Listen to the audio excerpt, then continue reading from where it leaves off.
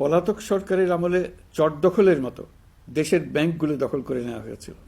আমানতকারীর টাকাকে তারা নিজেদের ব্যক্তিগত টাকায় রূপান্তরিত করে ফেলেছিল। অন্তর্বর্তী সরকারের অন্যতম কাজ ছিল ব্যাংকিং ব্যবস্থায় আস্থা ফিরিয়ে আনা, আমানতকারীর স্বার্থ রক্ষা করে নিয়ম শৃঙ্খলা প্রতিষ্ঠা করা, হিসাবপত্রে বিশ্বাসযোগ্যতা স্থাপন করা। ব্যাংকিং ব্যবস্থায় আস্থা প্রতিষ্ঠা করা গেছে, এর ফলে অর্থনীতিতে শৃঙ্খলা ফিরেছে। অন্তর্বর্তী সরকারের অর্জনগুলোর মধ্যে এটা ছিল খুবই গুরুত্বপূর্ণ।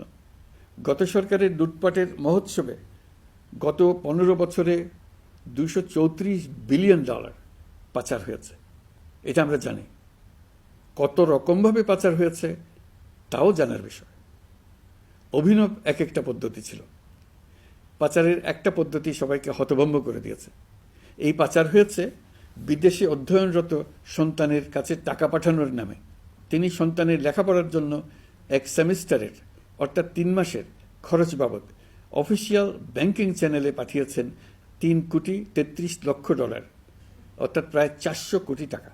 পাচারের এর চাইতে বেশি তাক লাগানো পন্থা আর কি আছে, তার কোনো সীমা আছে বলে আমার মনে হয় না।